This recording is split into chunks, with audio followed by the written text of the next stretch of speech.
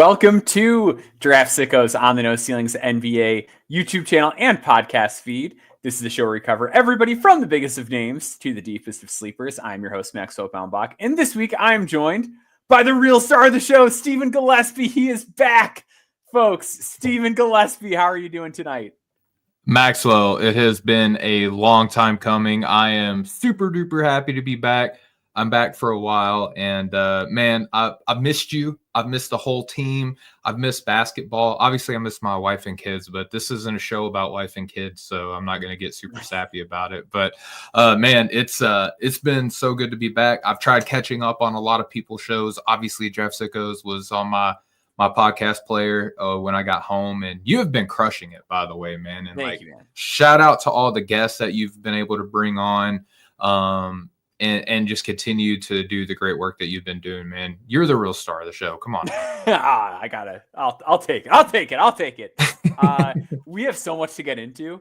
So we're going to dive right in. As always, subscribe everywhere. NoCeilingsNBA.com. Subscribe to the Substack for written work. Subscribe to the podcast. Whatever Blue Sky is. Yeah, Blue Sky. That's the new thing that was invented when you were gone. I think it was around before, but like, you texted me and you're like, I'm trying to catch up on everything. Like, what is Blue Sky? I'm like, oh man, you missed a lot. You missed a lot. So, so subscribe everywhere. I've got a written column on Alex Caravan that's coming out tomorrow. Go read that. We are going to do, this is actually a great show if you're like also just dropping in to the draft scene this year, I feel like too, because we're going to cover a lot of ground. We're just going to do sort of an overview on where Steven's at with this class. So Steven got back like semi-recently, so he's had time to go into the film, go into numbers, yada, yada, yada, and sort of catch up on the class as a whole. So we're going to go through guys that are at the top of his board, guys that are surprising him in a good way, guys where he's like, wait a minute, I watched this guy's tape and he's ranked where? Like, we're gonna do that. So yeah, let's start it off with the burning question. Steven, who is the number one prospect on your 2025 NBA draft big board? Dude, first off, great lead in. And what you said is 100% true. Like, I'm actually going to be writing an article about it for the website as well. It's like, and I did this last season too, where it's like looking at this draft class with a unique perspective.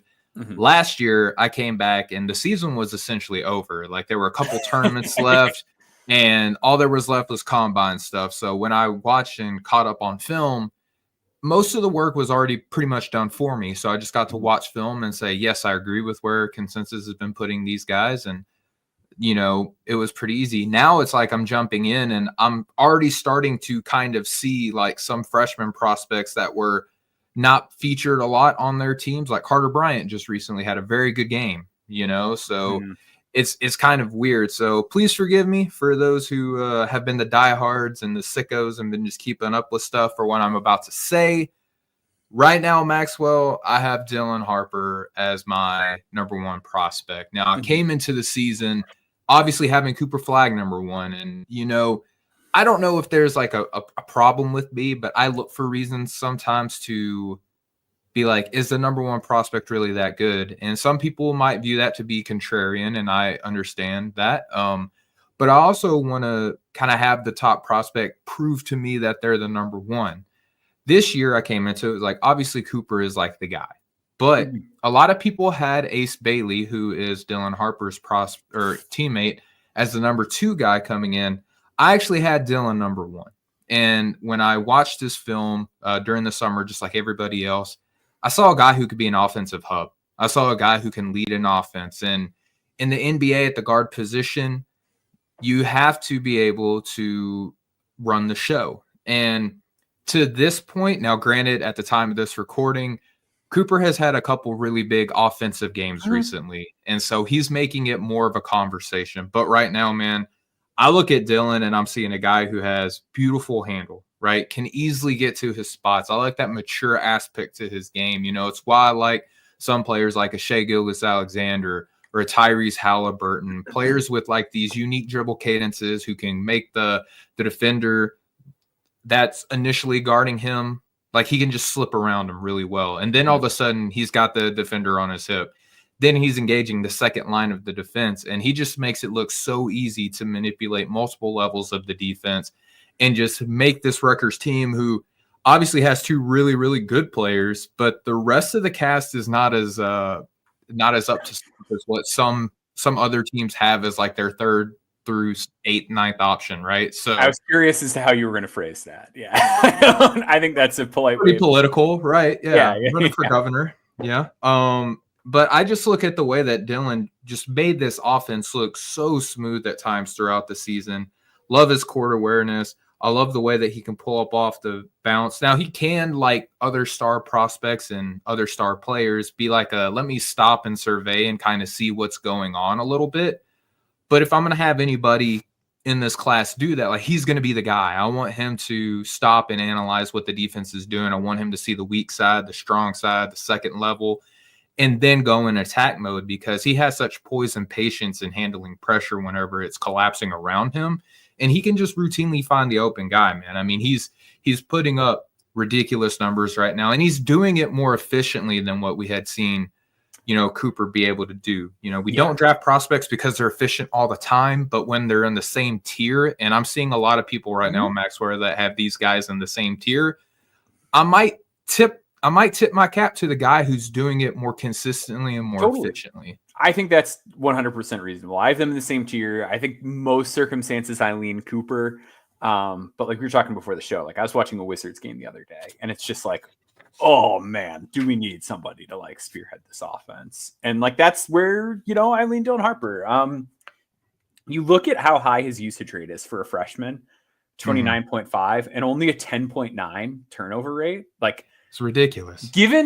Given what we just talked about with the context of this team and like the amount of pressure that this guy is under to create, the fact that he's taking that good care of the ball in and of itself is like pretty astounding. And then you compound it with like 62.2 true shooting, despite all of that. Again, like if that number were much lower, you could live with it.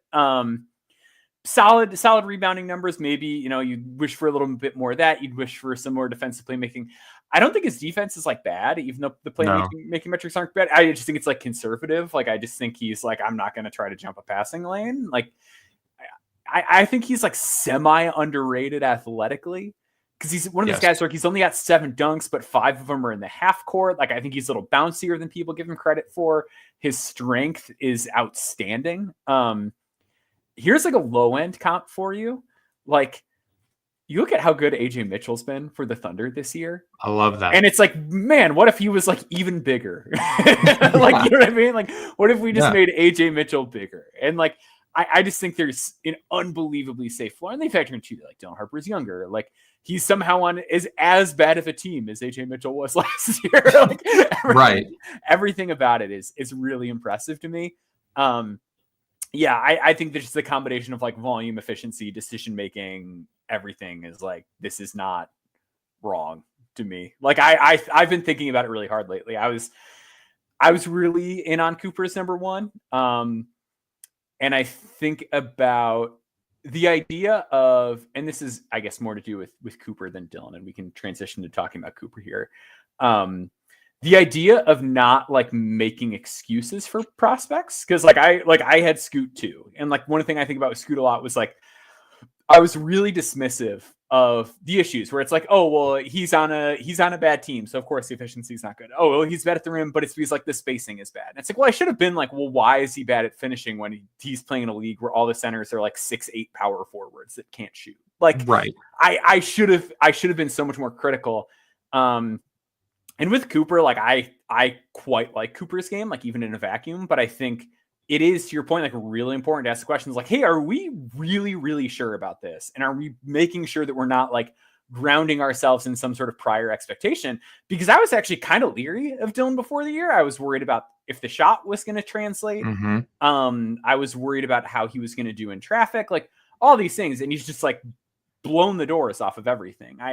I truly do not feel like I've fully even comprehended like how good all of the numbers are with him yet. And I think it's very reasonable to have him as number one. And I'm very close to getting there. I want to give Cooper some love here too, though, because Cooper's defensive production, similar to Dylan on offense, is just like out of this world. Like there was like a combo. He has the highest BPM of any freshman. There was some combo I ran the other day of like DBPM, block rate, steal rate for a freshman that was like historical for a high major conference, just like not a thing that guys do.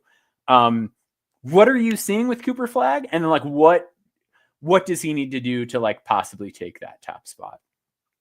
I think in all honesty, man, like what he needs to do is just like ramp up the efficiency. And you're talking about like making excuses and stuff like that.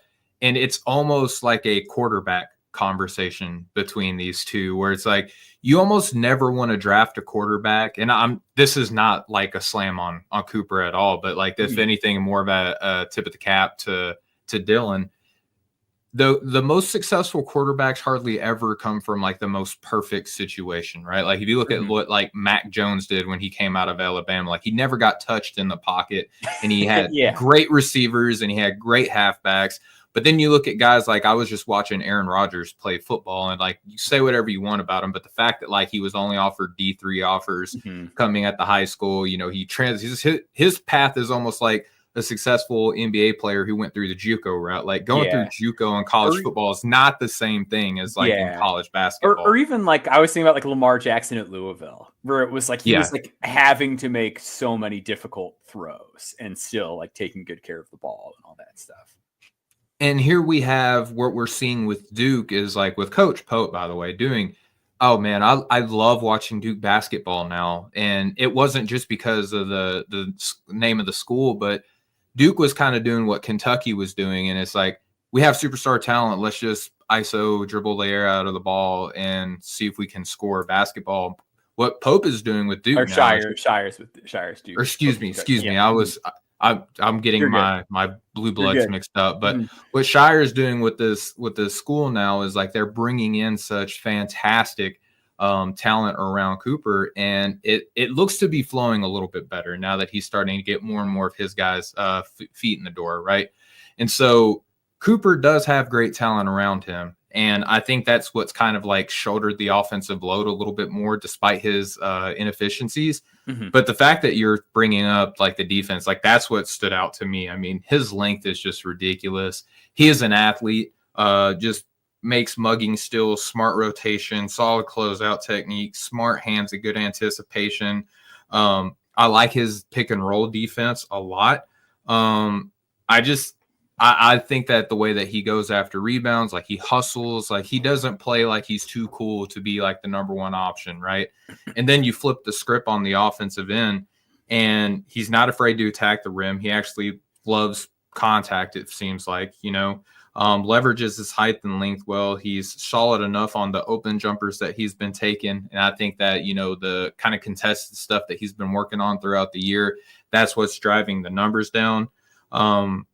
Smooth first step. Really like his counter fades in the mid post and on the elbows. Like his mid range game is just on point. I love what I see him do in the mid post. I think though what kind of happens with him is that it seems like to this point he's kind of heads down a little bit on offense. You know what I mean? He's not like routinely looking for like open floor around him, and he seems to be kind of like waiting for contact and waiting to be closed out on instead of being aggressive and making like I would consider like number one option reads. But I think that the shot is kind of weird, like a little hitchy on the top. I think that could get cleaned up, but you don't I wrote about this last year, Maxwell. You don't necessarily draft a guy number one for the 3-point percentage. And that was kind of my case for why I like Steph Castle so much to be the number one pick last season. But I like Flagg a lot. He's just got the size, length, athleticism, innate feel for the game. Just a couple of freshman, young man level things to clean up on the offensive end. And like I said, this past couple games have just he's making the strides and making it more and more difficult for me to not have him number one. Yeah, I think pushback is like I'm a lot more bullish on Flagg's passing. Like I really like how he's seeing the floor, and I think if you were to pinpoint an area of this Duke team that's been a disappointment, I would say it's like the guard creator crop, like Caleb Foster, like Proctor, like all those guys just kind of feel the same as they did a year ago. That's led to like Flagg and Knipple having to take on more of that burden. I really like how he's seeing the floor, and while I think it like times he's too like hard-nosed as far as trying to get to the rim, where to your point of it, it's just like, I'm going there. And like he'll just like dribble and get some stuff up. I do like the overall aggressiveness, and I like the willingness to play through contact.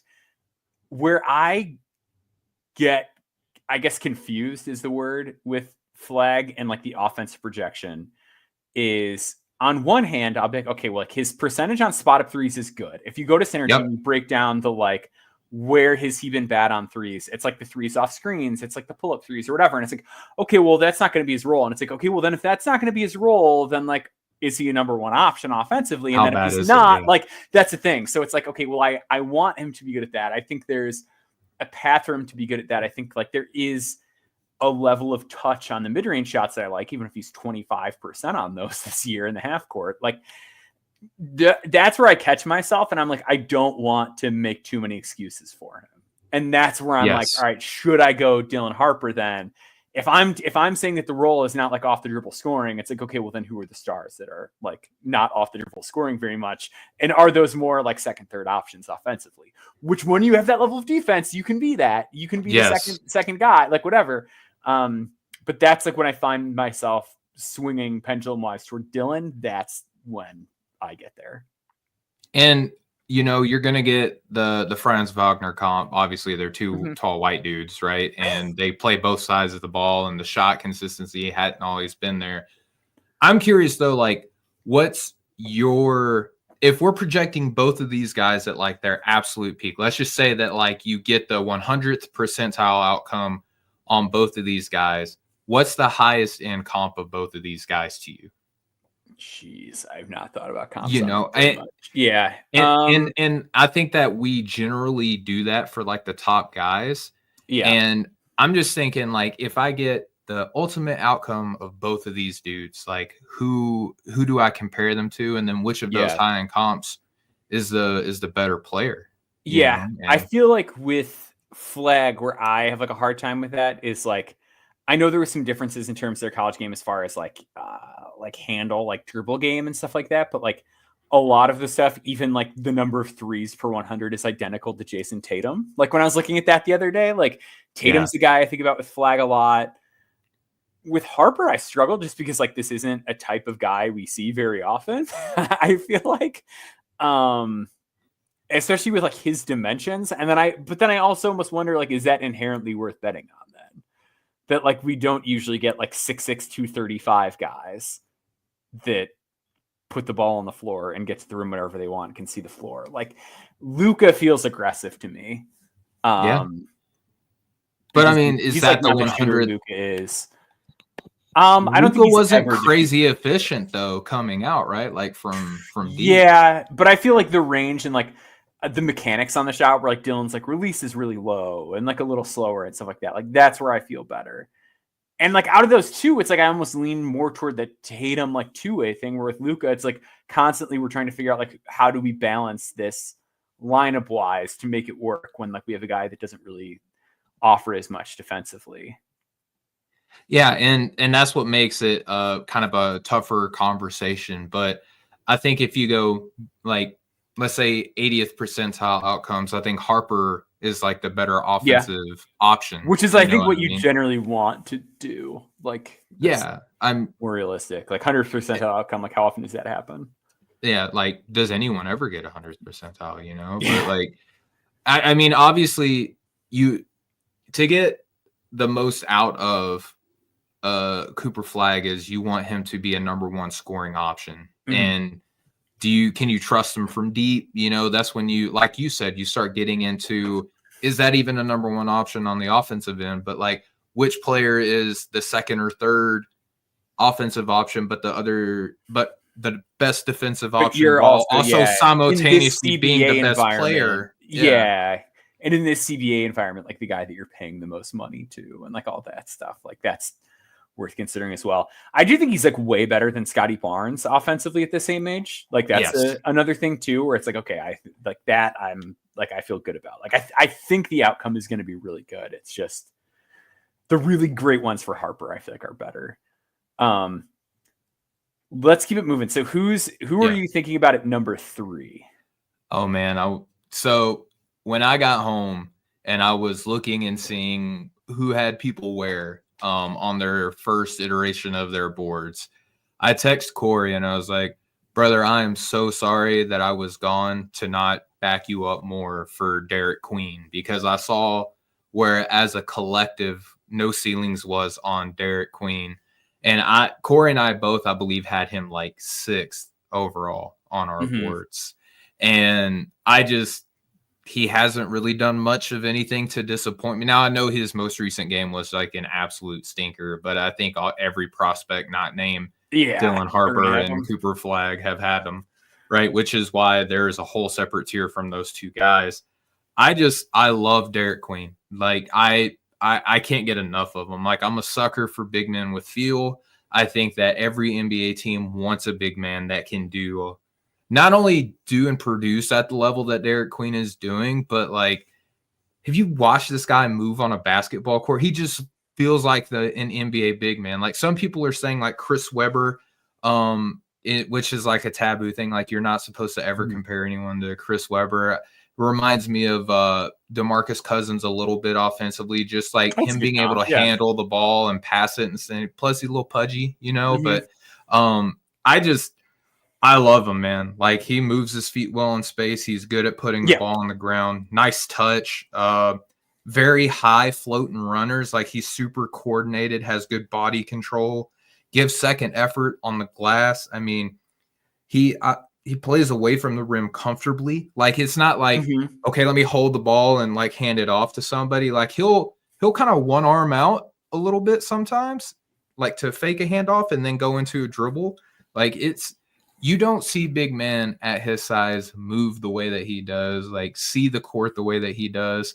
I know that he's not always there all the time defensively. Like, I will acknowledge that he is like that. But to me, if you look at what Queen is doing comparatively to like how we were just saying earlier about Dylan Harper, right? Like, he's conservative defensively because he's the engine on the other side of the ball.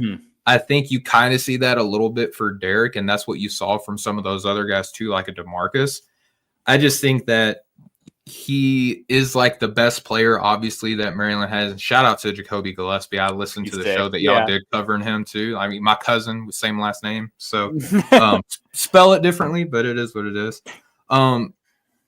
But that's really like his other best team. Like, Miguel is also kind of all right, but I love the way that he moves. And sometimes, man, it's just easy to recognize an NBA player on a basketball court simply by just watching the way that they move. And like, Queen has it.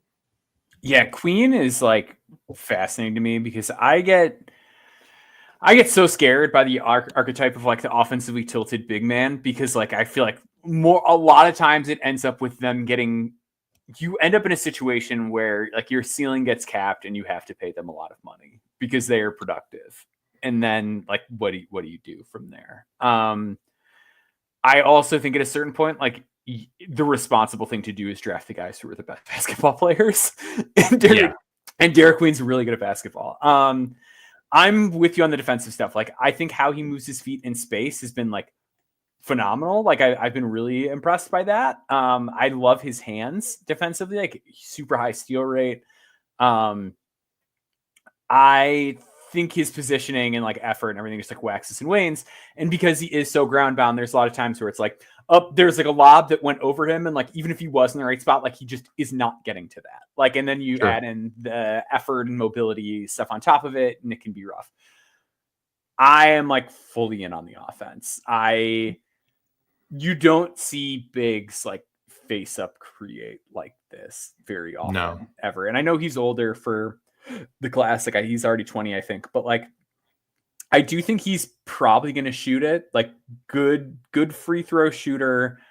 He is 2 for 14 from 3, but he's 5 for 7 on catch and shoot twos this year, which I think is interesting. But yeah, just his ability to like power his way to spots, put the ball on the floor, make good passes. Like, at a certain point, I wonder if you're like getting too cute with it by being like, oh, but like team building. Like, I know.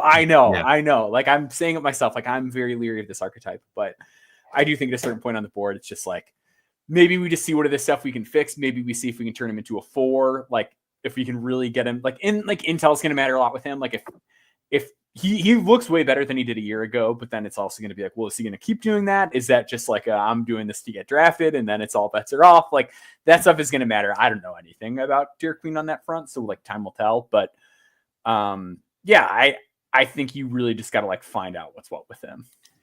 I would be more worried about it if he was touted as like can't miss top 10 prospect coming into the class and stuff like that. But these young men are surrounded by smart people. Like there's no way that he doesn't see that on the initial draft stock IPO that was put out at NoCeilingsNBA.com that he was like the 47th player on that list, Well, like I also thought he had a tweet that I was like, oh, this guy rocks, where it was like a picture of him, I think from either like Montverde or before the season, and he looks like bigger weight wise than he does now, and he just quote tweets the picture of himself and goes, fat boy. And I was like, oh, hell yeah, like that rocks. That rocks. And he's like, yeah, like I'm changing my body, like we're doing this. I was like, oh, that's really cool.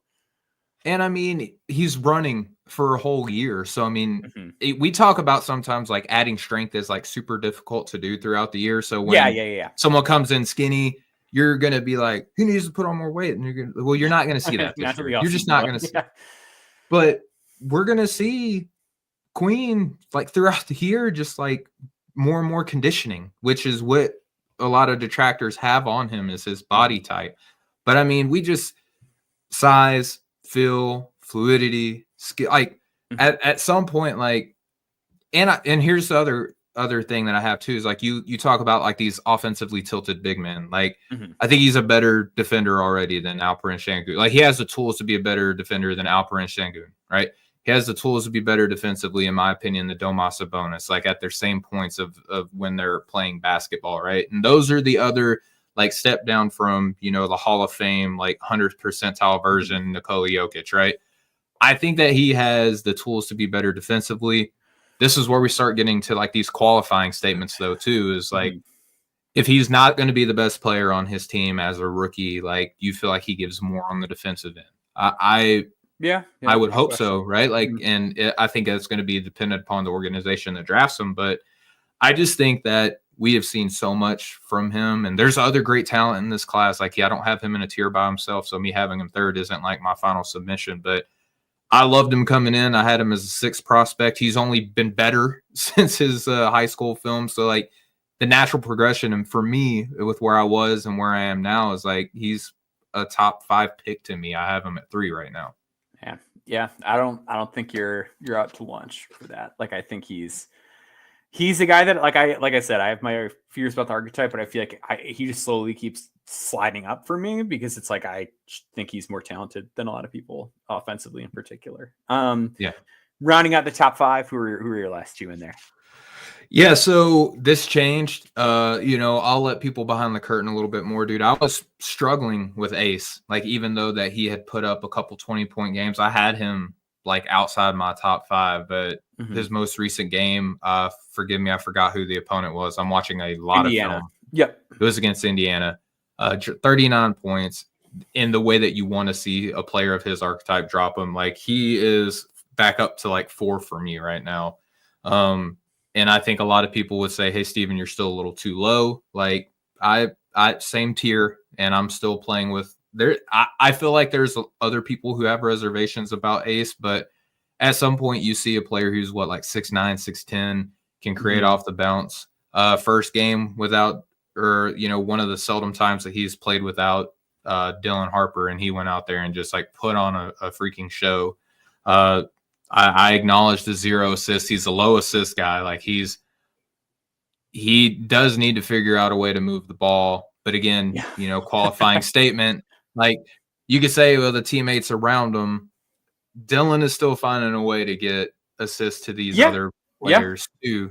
He's not just feeding Ace on this team. So if you're going to draft a guy like Ace for the type, you want to see a guy who isn't just going to be like a chucker. And I feel like that's a reasonable concern, but he is still dropping like upwards of 20-something points a night regularly while still trying to figure out his place on a team, playing along another top recruit.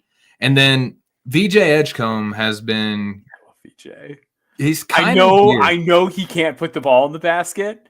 Yes. I still love him. I still like VJ a lot. I have him 5, and it's not an easy conversation. I'll go ahead and I have Colin Murray Boyles at 6, right? Mm-hmm. VJ, there's just something about him, man, that's just like, despite that he is not scoring efficiently, like you see the rebounding, you see the passing, you see the dog that he is on the defensive end, you see the way he moves away from the ball, and I kind of almost want to forgive him. And I feel like we got to start. I feel like we as a collective have started acknowledging that Baylor is just not like doing a good job with the players that they get. They're just not like, they routinely get like these top freshman guard prospects and just making their path to being drafted as high as they should be not as easy as it needs to be. Like, if I'm a guard and Baylor comes calling, like, I'm appreciative of this because Baylor's always in the mix. You're going to get the ball, yeah. Yeah, you're going to get the ball, but it's just not easy for top guards to come to Baylor and match expectations. It's just not. But I think that VJ is still doing that, and I think NBA teams are going to be pleased and probably already are pleased with how much heart he plays with, the way that he just is a consummate teammate, consummate, just professional already at such a young age. We've seen what the high-end offense looks like at other stops, not like outside of Baylor. So I am still convinced that there's like a very good offensive player somewhere in there, although he's not being super efficient right now. But the stuff that I care about as a guard in the NBA beyond just scoring, he is doing at like a phenomenal level, like as an off-guard player. And Maxwell, like I've shared this a little bit. I'm going to write about it in my debut piece a little bit as well. Mm-hmm. I don't know why I'm had like this aha thing that's going on with like my evaluations right now, but physicality, strength, athleticism is just like paramount to me with like what we've seen for people. And we talk about this as like an under discussed thing. It seems like for the past 3 cycles, Maxwell, we're like, people don't realize how important strength is, we say that all the time. But I feel like this is probably like the best representation of that idea that my big board has had at this point of a draft cycle this year. Mm-hmm. For VJ Edgecombe, like, I just don't know. I get it. Like the phrase I texted you the other day was like, I think he is the safest floor of a sub 46 effective field goal percentage, like 6'3" player in history. He has a steal rate of 5.3, block rate of 4.8. He's everywhere defensively. He plays so hard. Even if like the handle isn't good, I think it's getting better. And I also think he's a really good standstill passer. That I just wonder if there's enough like Bruce Brown, like Gary Payton II kind of usage that you can find for him until hopefully that like turns around or like it becomes something else, or like he figures out the shot and then you can like really let him loose. There is not a high major freshman in the last 10 years with like that combination of steal and block rate. Like there just is not. I think he's so athletic. There's one of those guys that like you almost give a pass on the positional size. Similar to like a Trace Jackson Davis, where it's like, do I like those measurements? No. Is he fast enough and jumping high enough that it's fine? I think so. Let's take a quick break. We're going to come back and we're going to talk about some guys that you're not sure how you're feeling about. Interestingly enough, 2 guys that I'm like still kind of into. So we'll talk about it. We'll be right back.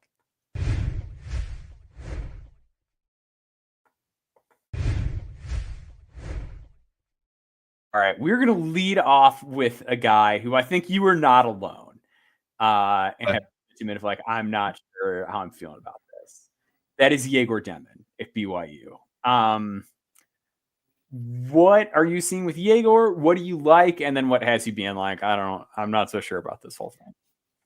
Yeah, so Maxwell, I feel like I have a player type that is like super easy for me to fall in love with, and it's guys who have length that play with an innate level of feel, right? Like I like that's why I like Jalen Hood-Schifino coming out of his draft class, because I'm like, oh, he's long and he has a perceived amount of feel. Mm-hmm. And Egor Demin should be like a shoe-in for me. Like he fits that mold. You know, I like the fact that he gets into his shot quickly.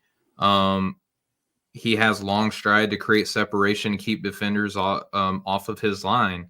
He leverages penetration to create looks for others. Good court awareness, can make the next level pass, makes live dribble passes. He has like the tools to be a very good initiator. His shot concerns me. It's flat. It feels like a lot. I feel like he has to be engaged to give a counter to like look the best offensively, if that makes sense, right? Like he's not like an assertive, aggressive scorer, like from the film that I have been watching, or at least not to the level that I would like to see from a player with his measurements. It feels like he's more comfortable when the defender makes a move that he can kind of use their movement against, like he's a judo master, you know what I mean? Like he's more comfortable on the ground so he can put someone in a submission or something, you know? And then defensively, I just felt like he plays like a little too conservatively. He likes to use his length on defense, but not so much be a physical defender, even though that a lot of times he has like an advantage on that end. He feels like he's just foul adverse. I don't feel like he's strong enough to fight through screens and navigate them routinely, or to even be a credible switchable defender at the next level. I just think that like the path for him defensively is he's just got to improve to be a good team defender. Mm-hmm. And I'm just more worried about what his scoring capability at the next level looks like. You know, like that's where my concern is. And I see Egor like as top 5 for a lot of people. And a lot of people are saying like easily I have him this high. And I'm like, if I'm evaluating what he's doing just in college, sure, I could get there. But if I'm looking at what he is archetypically doing and how he is supposed to translate at the next level, I have so many questions on whether or not he's going to be able to do that at a high level. He's still in my lottery, I have him in a tier with some players that are like just outside my top 5. I would not feel comfortable if I have a top 5 pick taking Egor, because I'm already going to have a broken team, and like I'm taking a guy who I'm worried about how he's going to score at the next level. You know? Yeah. Like, I don't think you're wrong for that at all. I mean, we've got 5 games against high major competition now. The highest field goal percentage in any of them was 42.9%. A game where he took 7 shots against NC State. Like, and I don't know these numbers yet. I'm just watching film. Like, I haven't gotten through like these crazy analytics yet, you know? Yeah. Well, the Providence game, he was 0 for 10, but that was also the game where he was hurt. But I mean, as a whole, he's still like, what, 20, like he's like 25% from the field or something like that against high major teams this year. Like, it's bad. No, it's not good at all. I really wanted to believe. I really, really wanted to believe with Egor. I do think he is like a legit passer. Like, I think the passing is really stellar. I think it's absolutely phenomenal. I think his defense is like quite interesting. Like, I think there is a lot of like good, like moments of off ball timing and positioning and like jumping passing lanes and like rim help and stuff. I think where that gets iffy is that he's not like the athlete that Atari Eason was. So like when he makes those mistakes that like we would see Tari make at LSU, like there is not the same path for him to get back into the play that there was for Tari. Right. I worry a lot about Egor just putting the ball in the basket. I think the shot, I'm like perplexed by the shot because he's launching. Like he's taking almost 10 threes per 100 possessions, but like texting with Nate about it, like his base is different on the shot a lot of the times. Like, I like the willingness, but it's also like, and it generally is a really good indicator for young players, but also like not always. I don't know. Like if he was also a better rebounder, I would feel better about it, because like when I envision like my ideal version of Egor Demin, it is as more of a forward, because like I don't really buy the handle stuff. Like I think the handle is like blah, like doesn't really have a lot of shake. Guys play him tight, he can't go anywhere, and that's it. Like I don't think like I was like really hoping earlier in the year, like, is this going to be like a Franz kind of guy? And like, that's where that completely falls apart. Like he doesn't have the shiftiness, handle, strength, balance combo to be that. Yeah, like we have a comment, he plays a bit too soft. Like I generally try to avoid calling guys soft, but it's like if he was stronger and more physical and was rebounding more, I could stomach a lot of this, and he's not. So then it's like, okay, well then does he have to play the wing? And then the shot matters a whole lot more.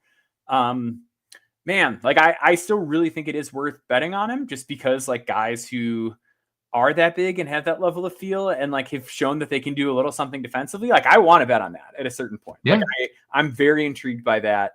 But also like a lot of the guys that I sort of like in that mold, like if you're looking at like less athletic versions of it, like Joe Ingles and like Bojan, like big pass. Less like, athletic Joe Ingles. No, I mean like a more athletic Joe Ingles. Like if he's like Bojan with like bounce, like if like that was like the comp I was making preseason. Like if he's that's fine. But also like the Bojan, Joe Ingles guys, like those guys are really strong and he's not. Yeah. Like so that's again like it's like, well then am I going to draft him?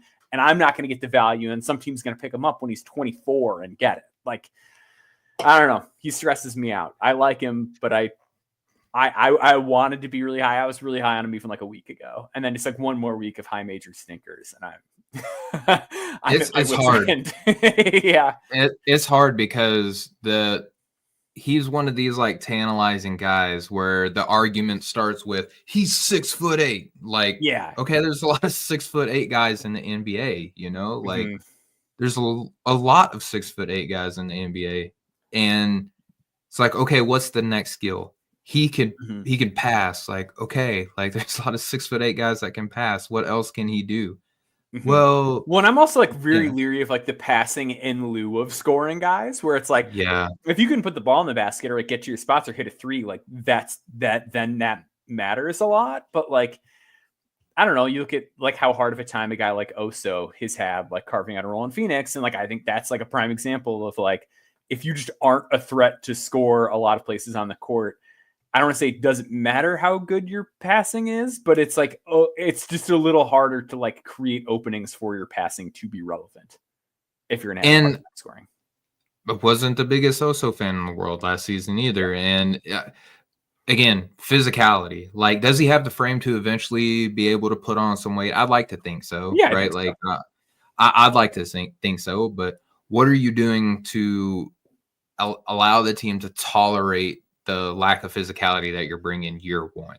You know what I mean? And like 6'8" pass, like that's cool. And like Dirty Dancer, I see you. Like, we do acknowledge he's coming in off an injury. I'm just letting you know, just like being airdropped into the season right now, watching the film that I'm watching, like I'm just not in love with him being a top 5 guy. And to Norin Rad in the chat, where do you have Egor? I have him at 11. So I mean, like, I still like, if I'm a team in the lottery, like Thunder, I think have 3 first-round picks based on the latest mock. Like, sure, throw a dart, you know, like let's just see if we can get him in there, you know. Well, the Dirty Dancer's question on the injury, like this is something I've been thinking about a lot lately, where like I am having the hardest time figuring out like how to assess guys that had injuries, because like Keontae George was like an injury guy. Like, where it's like, oh, he's injured, that's why he wasn't efficient. And then like he had like a solid NBA rookie season. And this year it's like, well, no, like he was super inefficient as a rookie. He's like having a really rough sophomore year. And then I think like the perfect contrast to this was like AJ Mitchell was hurt a lot last year, which is why he only played like 25 minutes a game. And then you see him in the NBA and he's awesome. And then Cody Williams was hurt a lot last year, and Cody Williams has been awful in the G League. So it's like I really wish that there was short like and physical. Yeah. Like it's one of those things where it's like, man, I really wish that like I could know how to feel about guys coming off injury. I think it's totally legitimate. Like I don't doubt at all that it's affecting his play. I don't know how much that changes my risk tolerance. He's still out there playing, you know, there's the option to, and again, like this whole different philosophy, but like you could do a lot of damage from going out there and playing. Cause at the end of the day, like NBA teams are also concerned, like, what are you doing to get hurt on the court? You know, there's that aspect of it. Like, is this something that we can expect a lot? And then 2, there's they don't care. Like, they're going to go out there and see you comparatively to everybody else, and they're not going to give you like a, yeah, well, he was hurt. Like, let's just take him over, you know, whoever, you know, like Colin Murray Bowles, who you look out there and that dude is like, he looks NBA ready right He's now. He's making everybody else hurt. Yeah, he's like, hurting everyone else. You do not want to have to be in front of that man. Yeah. Exactly. Let's move over to Kasparas Jakucionis. I'm still like, I'm a no commentary guy, so it's taking me like months to like properly pronounce Jakucionis. I'm hearing Jakucionis. Jakucionis is correct. Like I said, I'm struggling. I don't know. I don't listen to audio either, but other podcasts I think say Yak. I don't know. I've got a little bit of like every European ethnicity in my blood. It's like except Lithuanian. It's like the one that I missed. I need to do a blood test to figure out which prospects I can find. I've never done the blood testing thing, but I just know I've got do a live show. Classic blood family. Like we're just like every country got in there a little bit at some point. There you go. Jakucionis is really interesting to me, and I like him a lot. So, what are your concerns with him? A lot of people do. My number one concern is obviously how to pronounce his name. But my other concerns are where I'm seeing everybody else have him, and I feel like I have a lot of pressure to have him super duper high. Like I see people in the chat saying like top 10, top 5. Like I know a lot of no ceilings people like really, really, really love him. And I get why, you know, he's like what 6'5", 6'6", 200 pounds. So a little bit more girthier than Egor for sure. He's got good range, can shoot off the live dribble, can drive to the rim, good spatial awareness. Nice dribble moves to set himself up to get shots off from deep. Some good counters in the mid-range. Solid at changing gears, you know, very adept to the decel. Live dribble passer, can hit the next level reads. I see that and I acknowledge it, and I'm conceding that he is a talented guy. Yeah. I just feel like in the film that I've watched, he kind of just gets a diet off of being a 3-point shooter, like a tough 3-point shooter. You know what I mean? Like he seems to settle. When I see him get to the paint, he does feel a little contact adverse. He does hold the ball a lot, but again, I will acknowledge the fact that a lot of that probably has to do with his team. He feels very below the rim. He does have a tendency to try to figure out like what passes he can get away with, you know, which sometimes I do want a player to go out there and just see how good he is comparatively to everybody else. I feel like he does sometimes just force a drive and kick pass. Like he knows preemptively, like I'm going to go here and the ball is going to go here next. And like, it feels very scripted. And I feel like he does sometimes get to the rim without an escape route plan and forces a good deal of turnovers trying to get the ball through the trees a little bit. I don't know how I feel about his defense translating, even though he does have some positional size. He feels very chuckery to me, and like, forgive the English majors out there, forgive me. He feels like he is very much so just like a chucker. And I can't have him be super duper high on my list with the shot diet that he gets by on, because I'm also concerned athletically, like if he is going to be like a ball dominant guy, is he going to get the same type of separation at the next level? Yeah. But I do like him operating pick and rolls. Like I feel kind of split because I do like him in a lot of regard, but I do get scared. Like if I take him too high, and especially in a draft like this, I'm going to invest a good amount of my offense in this guy being very important for my team moving forward. I don't know if I want to draft him like top 8 in that regard. Like I have him in my like mid-teens right now, and I know that's not popular, and I don't feel great about it. It could change like very easily.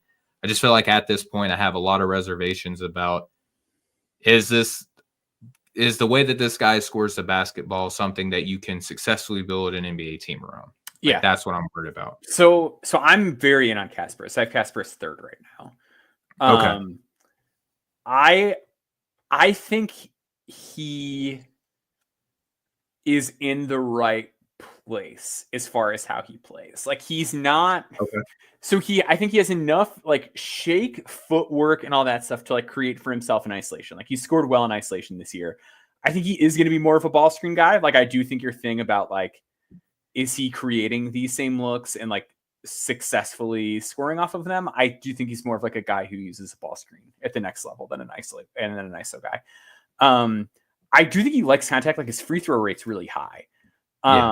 So I do think he likes it. I do worry about how he plays through it. Like there are times where he settles for like those wide, like scooping hook shot kind of things, as opposed like to leaning away. Like he's getting in there to draw the contact, but it's not like I'm going to, like how you just said, it's perfect. Like I'm not looking to finish through it. I'm going to try to just chuck something up and flail a little bit. Yeah. Yeah. So that's one of my fears with him. He's very dependent on driving left as opposed to driving right. Is the other thing. Like he barely drives right. When he does, it's not nearly as good. Like that's a real concern for him.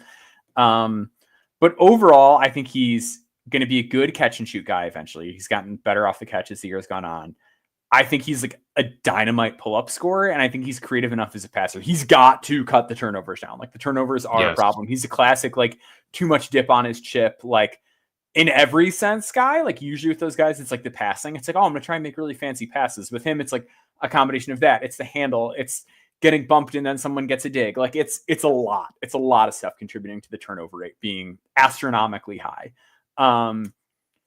I ultimately just think like the well-roundedness of the production is really good. I do think he's a 1. Like he's like a 6'6" wingspan guy too, if I'm not mistaken. I think that's the wingspan that we had on him. Defensively, like I just don't think he's like has a whole lot to offer in terms of like staying in front of the ball. Like he makes second efforts, and like there's times where he can like stay connected around a ball screen and stay in front. Like I think his discipline is pretty good. He can read the opposing offense a little bit. But I ultimately think like there's a lot of times where he's just like a little stiff, a little narrow, a little too easy for like real athletes to turn the corner on. So I don't think that's unreasonable. Yeah. Can I ask you, I'm going to steal from the Tylers a little bit, because like this is helpful to me. Like 1, I just love doing shows with you. 2, like talking prospects. Like if you have him as a 1, right? Yeah. I have him behind guys like Boogie. I like Ben Seraph a lot as like another kind of big initiator. I have him behind Trey Johnson. And I know that you and I talked about this. Like we just feel different about Trey. Sure. Yeah. And I have him like right there with Cam Jones as well. Like what makes him so much better than like those 3-4 guys? I think he's way better at scoring at all 3 levels than those guys. Okay. Like he's more comfortable in the mid-range than Cam, way better at the rim than Boogie and Trey, and then a much better 3-point shooter than Seraph.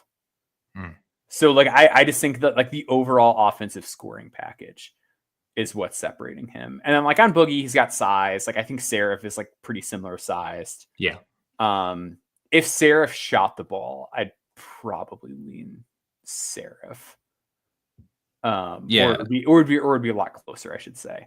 But yeah, I just think like the overall ability to score everywhere and want to get everywhere is like the big difference. And I also feel like he plays within a team concept better than some of those guys. Not like the one guy who I would say probably has the edge on him there would be Cam, who we'll talk about later, Cam Jones.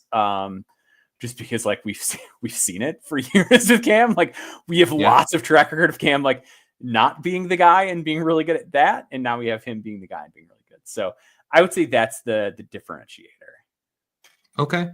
Yeah, I have him behind those guys, and I'm still obviously continue to disclaim like I'm still sorting through things, but from what I've seen so far, like I'm just concerned about the scoring, like the way that he gets his points translating up, and I can just see a guy like Boogie be like a Darius Garland. Like I could just see stuff like that. And Trey is like very explosive and athletic, but yeah, we'll see how last year Topic got the Dragic comp a lot, and I feel like Kasparas is actually that.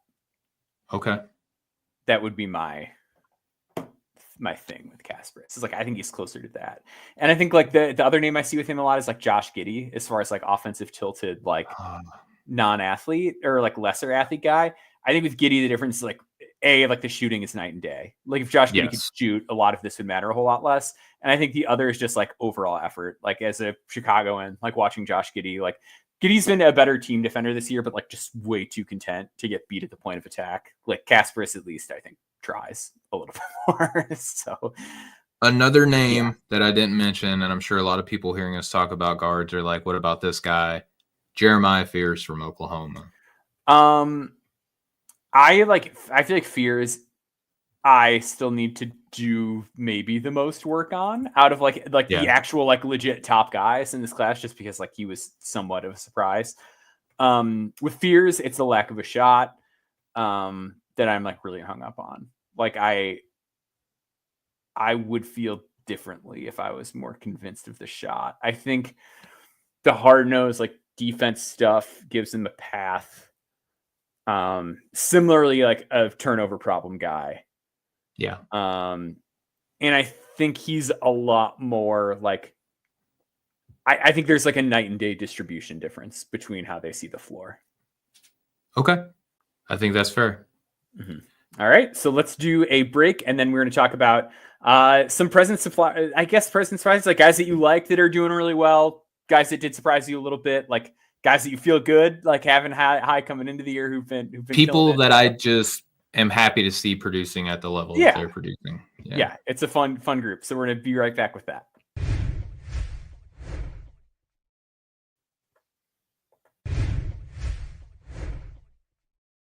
All right, let's kick it off with Georges Asa Newell, who I like a lot. And he's the guy that we talked about a lot during our mock draft today.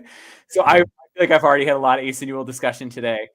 6'11", freshman, super bouncy, little bit of a shot, good connected passer, flies all over the place defensively. What are you seeing with Asa Newell that has you excited? A lot of the same things that you just spoke on, man. Like when I see measurements like him and I hear about what his game was like, I have like a preconceived notion about how I think he's going to move on the floor, and he just blew me away. You know what I mean? Like he's not like this stiff, rigid 6'10" who can jump really high and who can spot up in a quarter and just like make some shots. Like he just moves really well. I love how he just makes such good dives off of screens. I think he's going to be a really good catch and shoot threat. The shooting motion is just pretty nice touch in traffic, can dribble a little bit. Great at the putback game. Good understanding of where he needs to be to optimize the space of the offense and the flow. I would like to see him get his float game and runner working a little bit more consistently to give him a little bit more nuance to his offense. But overall, just good hands, fluid and coordinated. I love the lift.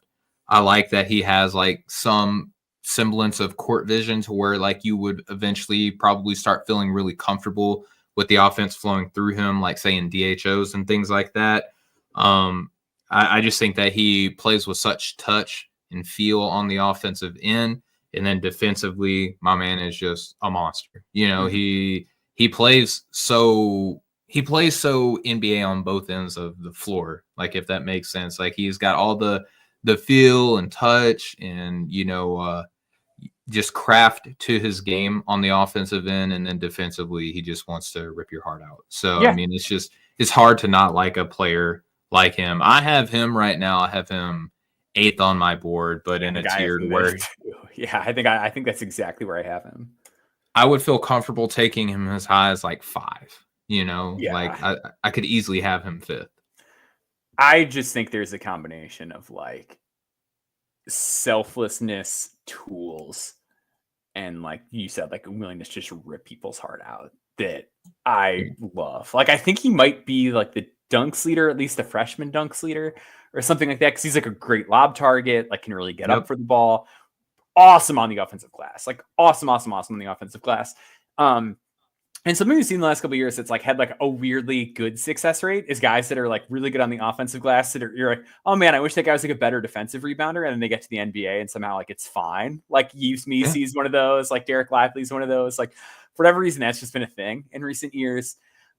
Wish he was a little more consistent with his stance defensively. I feel like I say that about every like 6'10", like 6'9" power forward guy that we see. 18-year-old, yeah. Like who's been the best, like one of the best players on a lot of his teams his whole life, and like been on a team with a bunch of other guys that need a lot of attention at places like Montverde. Like it's going to be something that gets coached up. It's going to be fine. Love the confidence on the shot. He was a solid shooter that one season in Montverde. Like I do think he eventually becomes like a respectable jump shooter. Yes. I don't know how much I like the handle, but I will say that there's been like enough moments of like, oh, okay, like he straight line went to the rim. Or like, oh, he like went to the rim and did like a Euro step to get there or something like that. Or like a nice little moment semi-transition of attacking the basket that I think based on the type of player we're talking about him being, he can be good. Like he'll get to a solid spot there. And the last thing is just like the connective passing. Like he's been on teams his whole life at Montverde where like there's a bunch of other talented players and he knows how to make a decision quickly and make a good one quickly. So like I just trust him. Like he's just a guy I trust. Period, point blank. And when you trust a guy with those tools, it's like, okay, well then how low are you willing to let them slide? So I like Asa a lot. Yeah, true blue freshman, man. Like it's hard to not like a player of his archetype and his skill set. Next guy that I wanted to talk about is a guy who we've already brought up, Boogie Flan. First off, Woo Pig, the resident Razorback fan here at No Ceilings. I was a little nervous, not gonna lie, when Muss left. I'm like, where are we gonna go? And then we got Coach Cal, and then we started getting the players that we got. And first, just Arkansas basketball is so much fun right now. Like Edu Thiero is, and shout out to Woo Pig in the chat, Woo Damn Pig, let's go. Edu Thiero has been great. You guys know that I've been a Carter Knox guy since I've been able to go up to OT and watch him. Like us being able to get him was a dream. But Boogie Flan was probably the guy out of the three that I just mentioned that I was least excited about coming into the year. And oh my goodness, like this dude is just such a smooth operator. Like I have him at 15 right now, and I want to him up even more, because I think that he has the tools to be a legit NBA point guard, like at his size. When I see people in the chat comparing him to Jeff Teague, I see that more with like Pettiford a little bit. I think that Pettiford is a little bit more Jeff Teague, but when I watch Boogie, I see more of like how I mentioned earlier that Darius Garland. I think that he can get to his shot so well. He's long for his size. Like he feels like he's every bit of 6'2", probably more. Very good handle, can operate the pick and roll, soft touch on runners and floaters, moves very, very well away from the ball, quick twitch, gets to his spots. I love him in open space. He's got a good first step. Even though he's a little bit more slight, he is not afraid at all of contact. He's good on the deceleration and stopping like on a dime, going as quick as he can. Live dribble plays out of the pick and rolls. The driving kick is there. He can snake his way into the paint. Fast hands. You're going to have the typical I'm small guard defensive concerns with him as you do with dang near everybody. I just super duper big fan of the way that he plays. And I just think that he's got the offensive upside to be one of the better players out of this draft. I'm like the low man on him in our collective, I think. Wet blanket. I've got my small guard phobias and whatever. I will say, I think like the defense is like the mirroring at the point of attack is like awesome. Like he's so quick with his hands, like you said. Like that's a really, really cool skill that's going to be really important for him. Like kind of a better rebounder on the defensive glass than you would think, given that he like weighs nothing. Really good shooter. I worry a lot about how he scores inside the paint and like gets to his spots in the NBA. Like I just think guys are going to throw a body on him and it's going to be too much of a problem. He is not getting all the way to the rim like at all. He's 6 for 20 on half court shots at the rim. Like I would feel so much better with Boogie taking one more year and just like working on his body and then coming back next year and like being a guy that like I would feel safe taking that high. Where like the thing I've thought about a lot this year is like think about how good KJ Simpson was last year and how KJ Simpson is just like bad. in the NBA this season. Like, and like, who knows? Like, there could be a million reasons for that. I don't think that he's not as. I love KJ. He's not as I like really, twitchy. really did. Yeah, he's not as not as twitchy, not as good with the ball in his hand. Like I just think like the handle is like the differentiator between like how good like these smaller guards can translate up and be successful. And I think that Boogie's got like that requisite like twitch and handle. Yeah. Like I feel like I'm open to the idea of him being really good. I'm just like, I'm not. I would rather be wrong on him than like I don't know. Like he's like one of those guys where it's like I'm okay like swinging and missing on Boogie Fland until a certain point. At a certain point, I think you just take him. But sure, yeah, he's the one guy that I think scares me the most out of these guys. And I get it. I'm not as yeah. I was just gonna say I you know that I'm coming into the year valuing like size, strength, and athleticism. Yeah. And I think Boogie is kind of like the exception to the rule. Sure. But the next guy is like proving the point, you know. This guy went so high in our mock draft today, and like I had the biggest smile on my face because he's a former no stone unturned guy. It's Rasheer Fleming out of St. Joe's. 6'9", 235, reported like 7'4", I think is like the wingspan that's made its way around coming out of Formula Zero. Like built like a man. Absolutely built like a man, and like also kind of sneaky young for the class, like one of those guys that turns 21 or like just turned 21 recently, even though he's a junior. What do you seeing with Rasheer this year? I mean, it's hard not to see Rasheer Fleming. Like I came into the year with him as like a second round prospect, and I felt like that was pretty high end for like where like if you go and look at on NoCeilingsNBA.com and look at like the IPO. I think that Rasheer was like the 70th prospect on like that consensus where everybody is on everyone's big boards that Corey puts together. I had him in like my high 50s, and I was like, there's a shot that this dude rises. And dude, the fact that he is making passes that he is making this year, the fact that he is shooting the way that he is this year, on top of just being like a brick house who can move the way that he moves, that plays defense the way that he does. He's like 6'9", listed at 235. He's chiseled out of stone, and he can play, I think, maybe 3 positions like really well in the NBA and defend them, if not maybe even more really well in the NBA. It's hard to see a guy who is producing at the level that Rasheer is. And even though he's like a junior, he's 21. So he's still not like super old or anything like that. You can envision him being in so many spots on the floor. Like, I don't want him creating too much. Like, he does have limitations. I know we're gushing on him, but like, not a guy you want like creating off the bounce or anything like that. But if you start getting into the range of the draft where like you're targeting role players like that 14th through 18th range, like that's exactly where I think Rasheer Fleming should go. I have him like 16th on my board ahead of guys like Kasparas. I value what I know that he's going to bring. It's like what we saw with Devin Carter and De Silva last season when we were like, these are like the consummate role players. Like every team is going to want a player like this. That's exactly what you're getting with Rasheer. The like developmental backstory on this is like pretty nuts too, where like he played at Camden with like Aaron Bradshaw and DJ Wagner and like didn't start.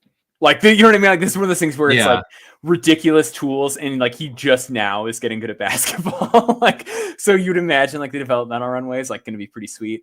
I think the biggest thing Rasheer deserves credit for is Rasheer Fleming was like so up and down in the past, and like St. Joe's has not lived up to expectations this year. No, Rasheer has been their most consistent player, like hands down. And if you told me that before the start of the year, I'd have thought you were nuts. Like, he is the one guy that, like, you know, every game, like, he is going to rebound the damn ball. He is going to play super hard. He is going to take threes at the highest clip he's ever taken them. And when he rolls to the rim, he's going to finish. Like, so before the season, like, I had Rasheer in like a kind of a similar place to where you did. I initially was not going to have him as like a top 60 guy. And then I did the No Stone Unturned Sleeper Cell article where it's like, here are the guys I did in the past. Like, here's where I have him now or whatever. And I was thinking about Rasheer, and I was like, okay, well, like if he does shoot, which I think he's going to, and he's like 39% from three this year, I was like, okay, well then he's like a Jalen Smith or like Chris Boucher kind of guy, because it's like you have like the ball skills issues with him, right? He's not the best like handle like whatever guy. But then I'm like, wait a minute, he's like way bigger than those guys. Like he's so much stronger than Chris Boucher is. And it's like, well, yeah, and like he didn't have like this offensive role that like Jalen Smith had until like this coming season. It's like a lot of it was just like, man, the more I think about this, the more excited I get. The fact that he is like, the idea of Rasheer Fleming is he blocks a lot of shots. The defensive recognition is like so much better every single year with him too. Like that is like really come along. I also just circle back to like the idea of him is like sort of like, okay, well, like he's going to really rebound and like he gets you more rim protection and like defense and like steals than your prototypical like stretch five, where it's usually, or like big shooting four, where like usually those guys aren't athletes and Rasheer is. But then like Rasheer is like 68.5% on twos. Like he's a nightmare roll man, lob target. Like I really like Rasheer Fleming. Like I know that like he's always going to be a play finisher. Like he's not always going to have a ton of juice at the ball in his hands. Like I get that stuff. I just don't see a way that a guy like this isn't in the league like forever. Like and I think it also just feels like a really safe work ethic bet with like, St. Joe's is a pretty hard-nosed developmental program. And like, he stayed there the entire time. Like he's continued to get better every single year. Like he's a guy you can really feel good betting on just based on background and stuff. But yeah, I absolutely adore what we've seen out of Rasheer this year. I'm totally with you on him. Yeah, Norman Rad in the chat said Rasheer Fleming or Thomas Sorber. Like I have Fleming over Sorber, and I like Sorber higher too. I'm totally open to Sorber going higher. I will say, because like I think with Sorber, like we don't have a huge sample of him in like great games, and like with Rasheer, we also had the intel like Rucker was at Formula Zero with like loads of talent. We got to know like then that like Rasheer was killing guys that were like really well touted and whatever. So like I'm really confident in how Rasheer is going to hold up against high level guys. I've seen enough of it. With Sorber, it's just like their early season schedule was like such a cupcake like schedule that I really want to see like what he looks like throughout conference play. Early on, I'm encouraged. Like Sorber is really good, super talented, super skilled, really smart. Totally open to Sorber surpassing him. Are you ready to do your Cam Jones victory lap? I can't even claim it as a victory lap because even I was too low on him, dude. Like, look, I wrote about him last year. I totally would have drafted him last season. There were probably people in the NBA that would have loved to draft him at a range that Cam was like, nah, I'm just going to come back anyway, right? Mm-hmm. I had him 28th on my board coming into the year. Just loved him, man. And like, what he's doing now, like I couldn't have even anticipated. You know, like he's challenging one of my other favorite players as player of the year. So like I'm like super happy to come back to seeing like he and Janai Broom are both just phenomenal players. And I'm not going to talk about Janai. That'll be a whole nother episode probably. But I mean, Cam playing the way that he's playing while simultaneously losing the players and teammates that he lost is fantastic. Like I was a big Hunter Salas guy last year, Maxwell, and you and I talked about this, and Hunter lost Andrew Carr, but I mean, it's a lot of similar people on the same team, and Hunter is not producing nowhere near the level that he was last season.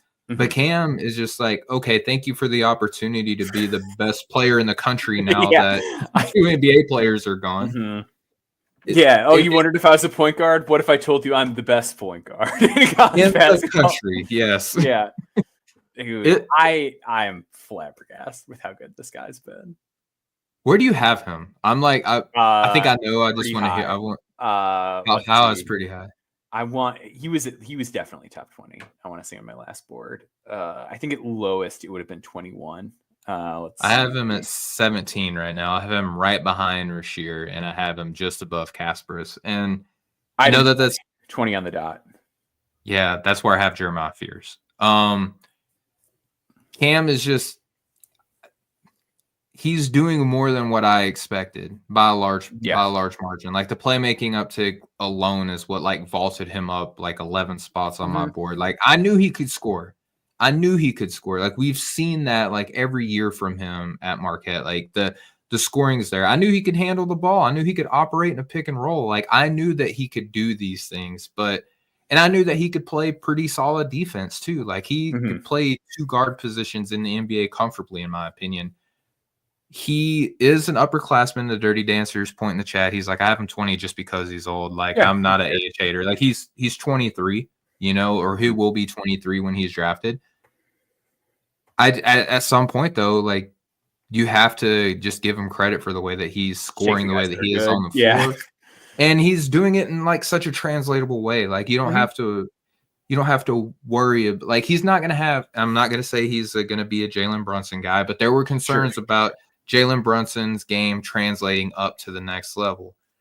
I think that Cam has a more clear-cut path in terms of what he's best at in college and how he can succeed in the NBA. Not at a Jalen Brunson level. I'm just saying, like, you could easily see how he is doing the things that he's doing in college basketball translating up a level. Yeah.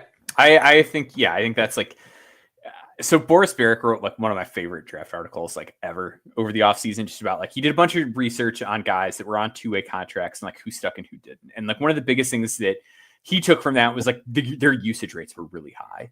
And like Cam had a high usage rate last year, but it felt like a fraudulent high usage rate, if that makes sense, where it's like, yeah, like the ball ended in his hands, but like so much of it was still like being set up by Kolek, by Oso, like by these other guys. And it's like, yeah, like I know that he does this, but I don't really know. Like, yeah, he's really good at the rim, but like he's not really bouncy. Well, yeah, like he can really shoot threes, but he's being set up or whatever. Right?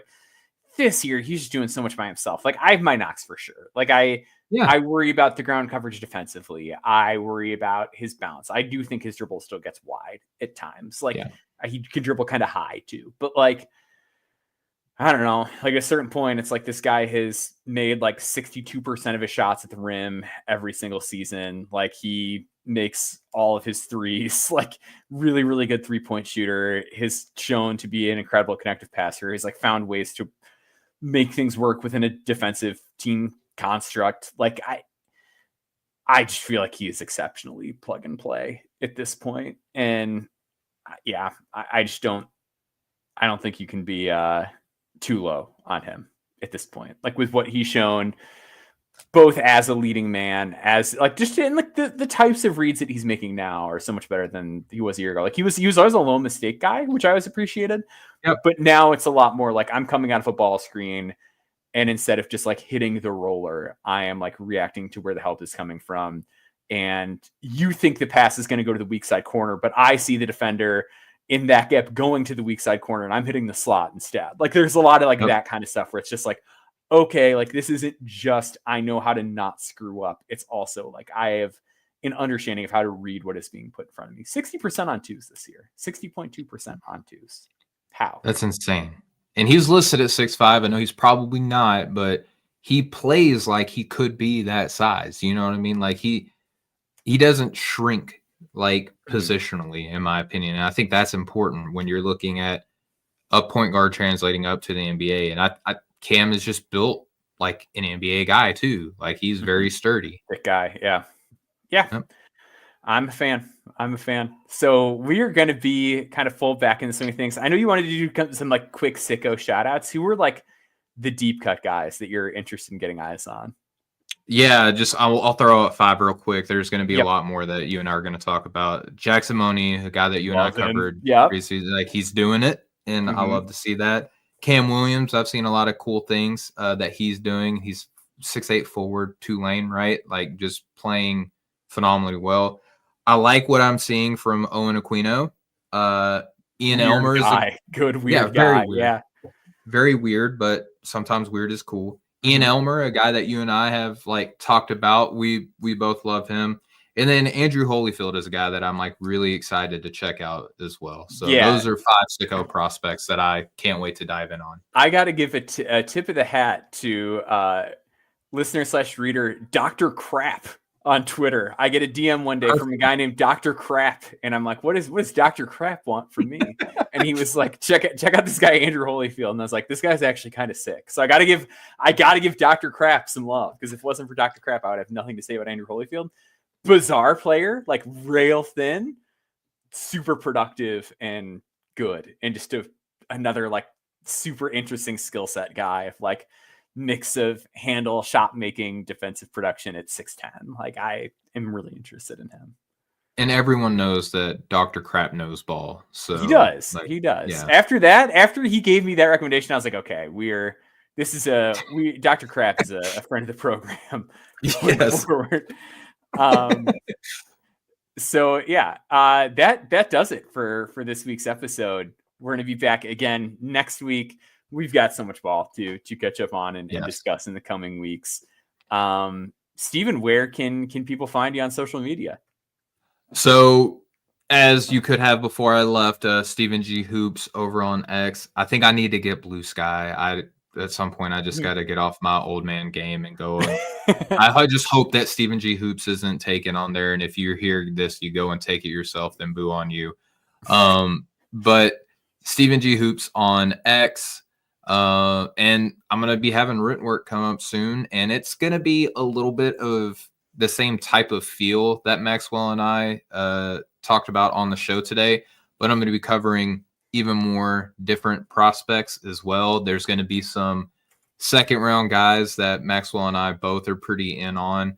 If for the listeners out there, Jamil Telfort, I'm just letting you know right now, like this is a guy that you should be looking at putting on your boards. He is definitely a second round guy for me. Love what he's doing this season. But yeah, man, noceilingsnba.com for all my written work. And man, Maxwell, again, I'm just so happy to be back, dude, doing the show with you and getting back into the grind. For sure. Yeah, glad to have you back here as well. You can follow me at Boundboards, both on Blue Sky and Twitter/X, the Everything app. I have a written piece coming out. It should be out by the time most of you are listening to this, on Alex Caravan. I love Alex Caravan. Me and Corey got heated about Alex Caravan today. We are both individually very high and very low on one of UConn's white shooters. Like, and it's opposite. Like I am like a McNeely skeptic and he's a Caravan skeptic. So it was fun. It's all. Where do you have Caravan on your board? Oh man, people are gonna not like this. I have Alex Caravan. Currently, if I were to, I would revise that. I would have him at 11 currently. That's exactly where I have him. Yeah. That's exact. And then I have McNeely at 19. Yeah, I've got McNeely a little bit lower too. But I'm going to, we're going to wrap it up right here. I've got to do bedtime routine with the daughter real quick. So that will do it for this episode of Draft Sickos. She is now storming the show. So we will see you all next week. Have a great night, everybody. Much love, y'all.